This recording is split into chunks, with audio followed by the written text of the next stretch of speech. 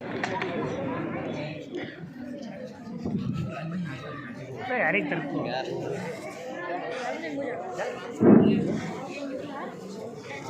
آپ کا نام؟ نیتاجی جھپاڑو۔ نیتاجی پھپاڑو؟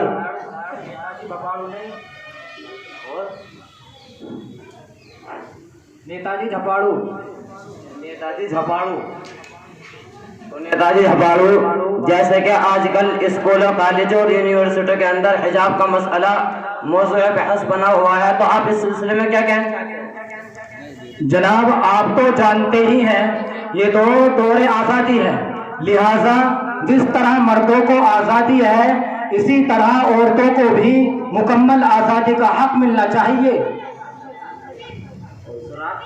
یہ تو ہمارے نیتا جی ہیں، ہم تو ان کی بات کی ہی تاکید کرتے ہیں۔ سر آپ کا نام؟ میرا نام مفتی محمد انس ہے۔ اچھا، مفتی محمد انس؟ مفتی نہیں، مفتی محمد انس۔ تو سر جیسے کہ اسکولوں کالجوں اور یونیورسٹیوں کے اندر حجاب کا مسئلہ موضوع بحث بنا ہوا ہے، تو آپ اس سلسلے میں کیا کہنا چاہتے ہیں؟ جناب اسکولوں کالجوں یونیورسٹیوں اور دوسری جگہوں میں جو لوگ حجاب کے مسئلے کو موضوع بحث بنائے ہوئے ہیں یہ صرف مغربی تہذیب و تمدن کی دین ہے، اور لوگ انہی مغربی تہذیب و تمدن سے متاثر ہو کر انہی کے رنگ میں رنگنے لگے ہیں، ورنہ اگر قرآن و حدیث کی روشنی میں دیکھا جائے تو پردہ عورتوں کے لیے ضروری اور لازم ہے۔ اس لیے ہم بھی یہی کہنا چاہیں گے کہ عورتوں کو قرآن و حدیث کی روشنی میں رہتے ہوئے پردہ کرنا چاہیے، بس ہمارا یہی کہنا ہے۔ اور سر ہم مفتی صاحب کے تابع ہیں اور ہم مفتی صاحب کی تائید کرتے ہیں، جو کہنا چاہتے ہیں ہم اسی بات پر عمل کریں گے۔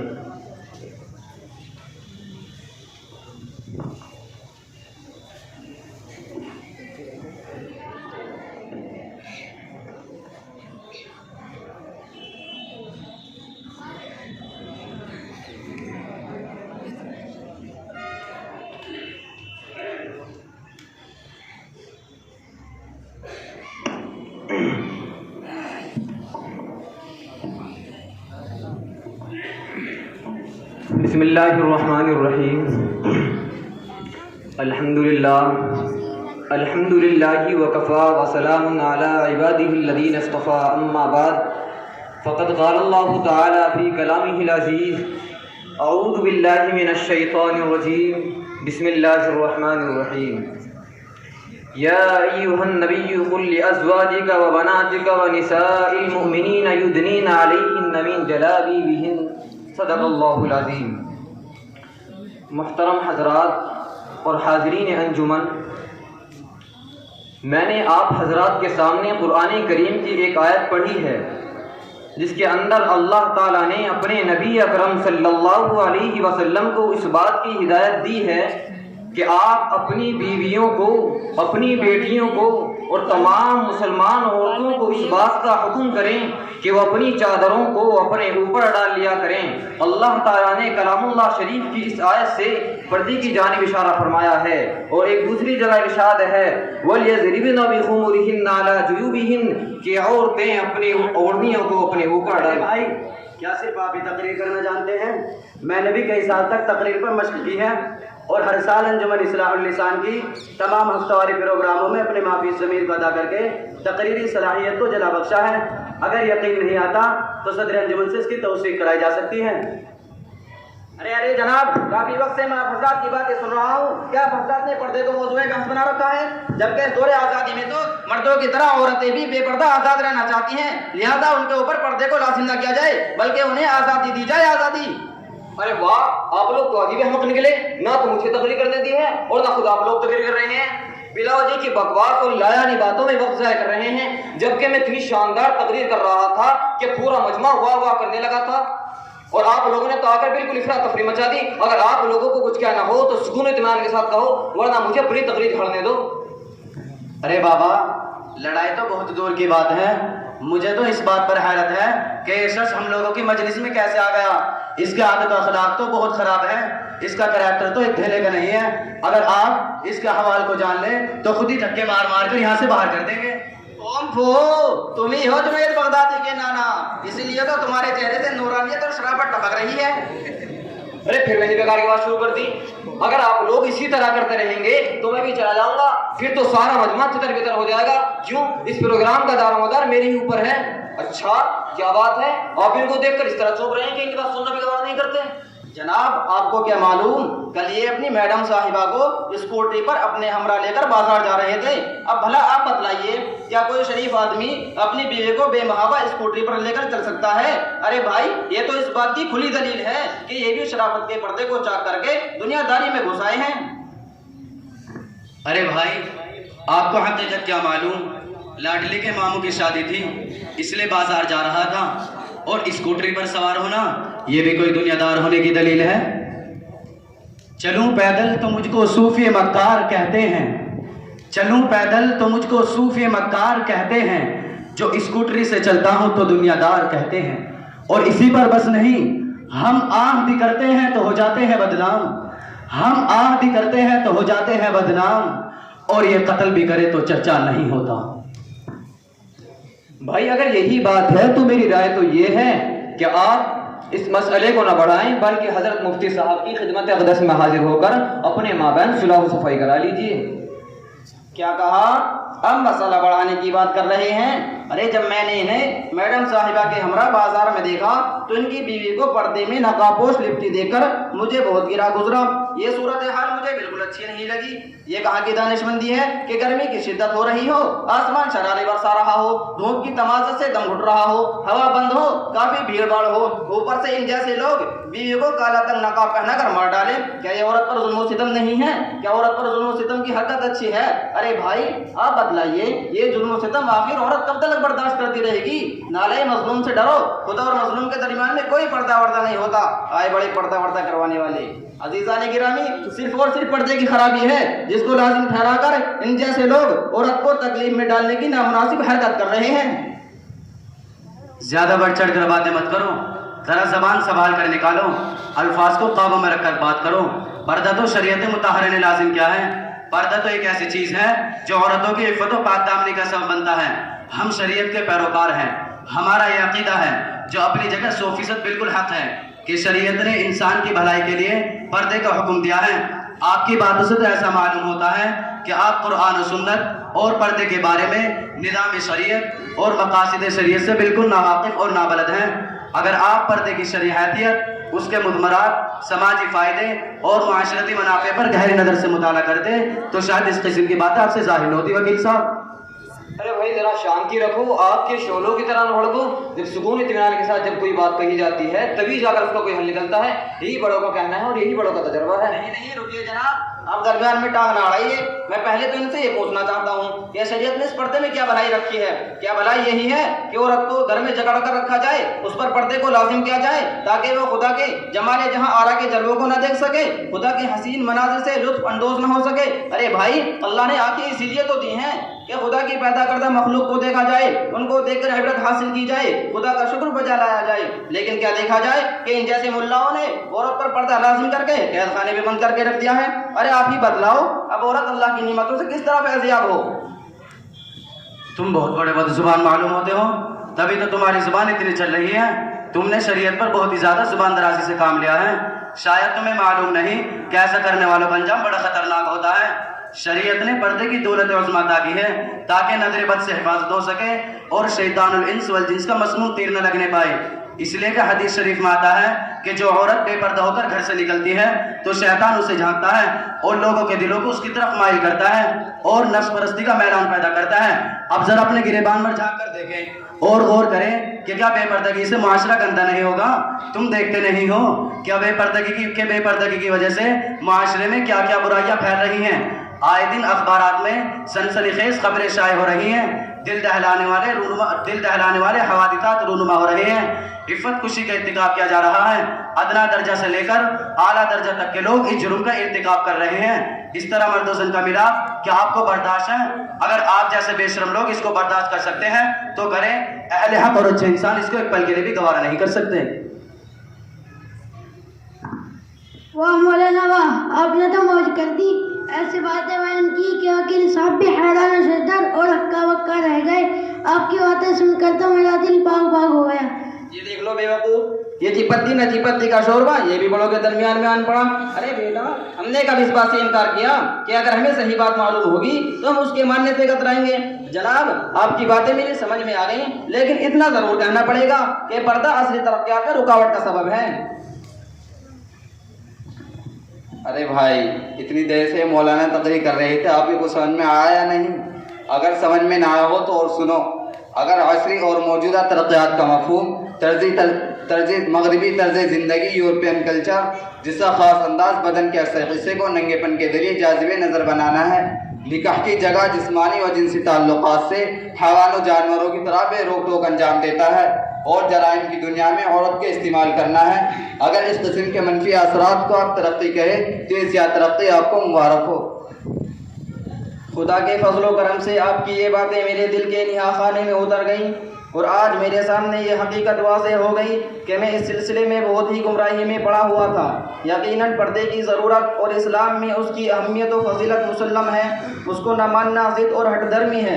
इसलिए मैं आज आपके सामने ये अहद करता हूँ कि जहाँ भी रहूँगा पर्दे को लाजिम करार दूँगा, खुद भी उस पर अमल करूँगा और दूसरों को भी अमल की तलकीन करूँगा। और कल ही पप्पू की अम्मी के लिए मथुरा कंपनी का बना हुआ स्पेशल नकाब लाऊँगा। लेकिन जनाब, आपकी ये बातें सुनकर मेरा दिल तो पसीज ही गया और अब मेरे दिल में ये आरज़ू पैदा हो रही है कि मैं भी तालीम दीन से ताल्लुक़ जोड़ूं और अपने बच्चों को भी जामिया अरबिया तालीमुल इस्लाम दीनी पिपलाड़ा तालीम हासिल करने के लिए दाखिल कराऊं। लिहाजा आज जनाब से मुअद्दबाना, आजिज़ाना और वालियाना दरख्वास्त है कि जनाब हज़रत मुफ्ती साहब की खिदमत अक़दस में सिफारिश पेश करके मेरे बच्चों का दाखिला करा दीजिए। जनाब, मदरसा तालीमुल इस्लाम के पिपलाड़े में साल के शुरू में दाखिले होते हैं। अब तो साल का आखिर चल रहा है और हज़रत मुफ्ती अब्दुल रहीम साहब दाखिले के सिलसिले में बहुत ही सख्त हैं, मगर फिर भी मैं आपकी लजाजत और बेचैनी को महसूस करते हुए आपके बच्चों के दाखिले की सिफारिश के लिए तैयार हूँ। हो सकता है कि अल्लाह ताला हज़रत अक़दस के दिल में कुछ नरमी फरमा दे और आपका काम बन जाए। वैसे भी हज़रत अक़दस जामिया हादा में मिशकात शरीफ का दर्स दे रहे हैं, उस वक्त से बड़ा ही नरमी का पहलू इख्तियार किए हुए है। आप मेरे साथ अपने बच्चों को लेकर के चलिए। हज़रत अस्सलामु अलैकुम। वालेकुम अस्सलाम व रहमतुल्लाहि व बरकातुहू। वालेकुम अस्सलाम व रहमतुल्लाहि व बरकातुहू।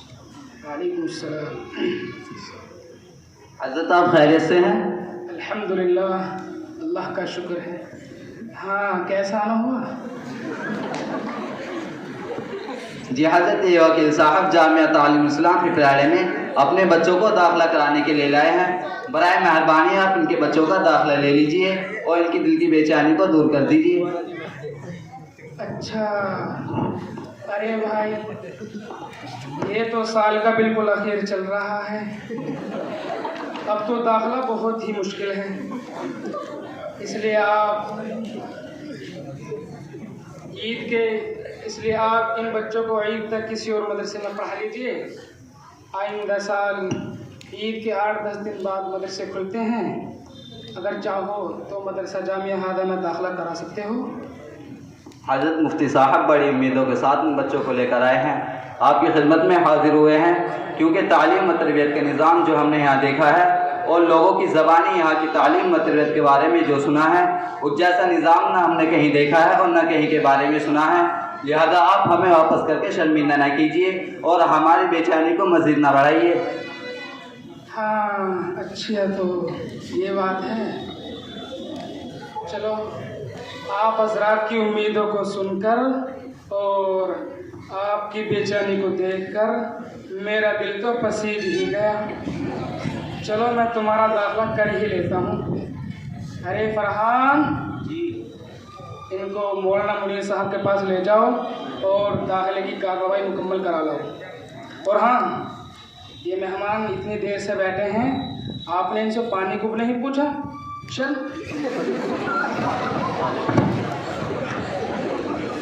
अस्सलामु अलैकुम व रहमतुल्लाहि व बरकातुहू। वालेकुम अस्सलाम व रहमतुल्लाहि व बरकातुहू। हज़रत, ये कुछ मेहमान आए हैं जो जामिया हादा में अपने बच्चों का दाखिला कराना चाहते हैं। क्या मुसीबत है ये कोई दाखिले का वक्त है? साल ख़त्म होने को है। پہلے سے کہاں تھے یہ لوگ؟ حضرت یہ مہمان مفتی صاحب سے بات کر چکے ہیں اور حضرت جی نے آپ کے پاس ان کو بھیجا ہے۔ اچھا، یہ بات تو آپ پہلے بھی بتا دیتے کہ ان مہمانوں کو حضرت مفتی صاحب نے بھیجا ہے۔ چلو داخلے کا رجسٹر اٹھاؤ۔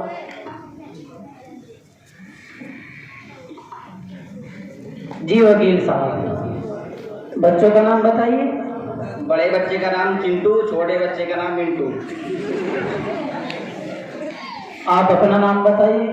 ملا جی رفاقی۔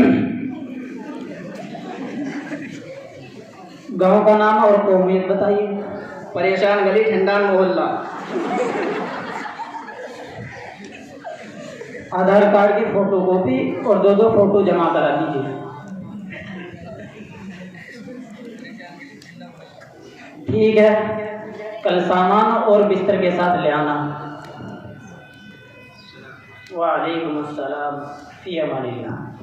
صدر انجمن، اسٹیج پر رونق افروز علماء کرام اور سامعین اعظام، جب مذہب اسلام کے روشن ستاروں سے کفر و الحاد، ظلم و جہالت کے بادل چھٹے، بے غیرتی اور بے حیائی کی تاریکیاں کافور ہوئی، قرآن پاک کے عدل و انصاف سے باطل کے لہراتے جھنڈے گر پڑے، مظلوموں اور بے کسوں کو مساوات اور برابری کا درجہ ملا، خاص طور پر ان عورتوں کو جو ظلم و ستم کی چکی میں پس رہی تھی، مصائب و آلام کے پہاڑ ان پر توڑے جا رہے تھے۔ اسلام نے ان کو ذلت و پستی کے غار سے نکال کر بلندی پر پہنچایا۔ ظہور اسلام سے لے کر صدیوں تک مسلمان عورتوں کی بڑائی کے گیت گائے جاتے رہے۔ اگر تاریخ کے اوراق کھولے جائے تو غیر مسلم عورتوں پر مسلمان عورتوں کی فضیلت اور برتری دکھائی دے گی، لیکن دیکھتے ہی دیکھتے پوری دنیا میں شیطانی ڈنکے بجنے لگے، مسلمان عورتوں کو مکاری و عیاری کے جال میں پھنسانے کے مذموم ارادے ہونے لگے، مسلمان عورت کو اس کے گھر کی چہار دیواری سے نکال کر شارع عام پر بدنام اور رسوا کرنے کی انتھک کوششیں کی جانے لگی، اسے شمع محفل بنا کر درندہ صفت انسانوں کے حوالے کیا گیا۔ پردے کی مخالفت پر لاکھوں صفحات سیاہ کر دیے گئے۔ ان ظالموں کی صرف ایک ہی صدا تھی کہ پردے کے گریبان کو چاک اور ریزہ ریزہ کیا جائے اور عورت کو بے لگام اور بے حیا چھوڑ دیا جائے، وہ جو چاہے گل کھلائے۔ چنانچہ خواہشات کے ان پٹھوؤں کی آرزو پوری ہوئی اور انہوں نے آہستہ آہستہ مسلم خواتین کو بہکانا شروع کر دیا، اور مسلم عورتوں نے بھی پردے جیسی عظیم نعمت کو پسے پشت ڈال کر مردوں کے ساتھ کاندھے سے کاندھا ملا کر چلنا شروع کر دیا۔ پھر نہ پوچھئے کہ اسلامی معاشرہ کن کن خرابیوں سے دوچار ہوا، کتنی مصیبتوں اور آفتوں کا سامنا کرنا پڑا۔ بدکاری و زناکاری عام ہوتی چلی گئی، مکانوں اور دکانوں، بستیوں اور بیابانوں میں برائیاں ہی برائیاں نظر آنے لگی۔ مگر افسوس صد افسوس، اس دور پرفتن میں سوسائٹی اور معاشرے کے اندر ان برائیوں کو برائی نہیں سمجھا جا رہا ہے، بلکہ پردے کے مسائل کو لے کر مناظرہ بازیاں اور مضمون نگاریاں ہو رہی ہے، پردے کے خلاف تحریکیں چل رہی ہے، پردے کو ایک بہت بڑا ناانصاف بتلایا جا رہا ہے، عورت کے لیے پردے کو قید و بند سے تعبیر کیا جا رہا ہے۔ آج مغربی تہذیب نے عورت کی شرم و حیا کو لوٹ لیا ہے، پردے کو عورت کے لیے ترقی سے مانع تصور کیا جا رہا ہے۔ نتیجہ یہ ہے کہ آج ہمارا خاندانی اور معاشرتی نظام تباہ و برباد ہو چکا ہے، اخلاق و عادات اور شرم و حیا کا جنازہ نکل چکا ہے۔ ارے رونا تو اس وقت آتا ہے جب اپنی ہی مائیں بہنیں پردے جیسی عظیم نعمت کو کبھی بازاروں میں نیلام کرتی ہوئی نظر آتی ہے، کبھی ہاسٹلوں اور اسکولوں میں، کبھی کالجوں میں حجاب جیسی عظیم نعمت کی دھجیاں اڑاتی ہوئی نظر آتی ہے۔ مسلمانوں، حجاب اور پردے پر کب تک یہ ظلم و زیادتی کے پہاڑ توڑے جاتے رہیں گے؟ کب تک شارع عام پر ان کی نیلامی کی جاتی رہے گی؟ کیا ہمارے سامنے پردے اور حجاب کے متعلق اللہ اور اس کے رسول جناب محمد الرسول اللہ صلی اللہ علیہ وسلم کے فرمودات نہیں ہیں؟ اگر ہے تو پھر کیوں ان کی مخالفت کی جاتی ہے؟ کیوں ان کا خون کیا جا رہا ہے؟ کیوں ان کو فراموش کر کے مغربی تہذیب کو اپنایا جا رہا ہے؟ خدا آنکھیں کھولو اور ہوش کے ناخون لو۔ اگر ہم اب بھی نہ سنبھلے، ہم نے اپنی ماؤں اور بہنوں کو پردے جیسی عظیم نعمت کا پابند نہ بنایا تو یاد رکھیے کہ ہماری نسلوں کے اندر اس سے بھی کہیں زیادہ بے پردگی اور بے حیائی رونما ہوگی، اور ہمارے لیے اپنی حقیقی نسلوں کا پہچاننا مشکل ہی نہیں ناممکن ہو جائے گا۔ کسی شاعر نے کیا ہی عجیب و غریب انداز میں کہا ہے، بے حیائی، بے پردگی اور بے حجابی کا یہ نتیجہ نکلا، بے حیائی، بے پردگی اور بے حجابی کا یہ نتیجہ نکلا، سمجھا تھا جسے بیٹا وہ بھتیجا نکلا۔ لہذا ہم سب کو اس بات کا عزم مصمم کر لینا چاہیے کہ بے حیائی، بے پردگی اور بے حجابی جیسی برائی کو اپنے معاشرے سے مٹا کر ہی دم لیں گے۔ اور میں آخر میں یہ کہتے ہوئے رخصت ہوتا ہوں، یہ سنگ گرا جو حائل ہے رستے سے ہٹا کر دم لیں گے، یہ سنگ گرا جو حائل ہے رستے سے ہٹا کر دم لیں گے، ہم پھول بھی ہے تلوار بھی ہے باطل کو مٹا کر دم لیں گے۔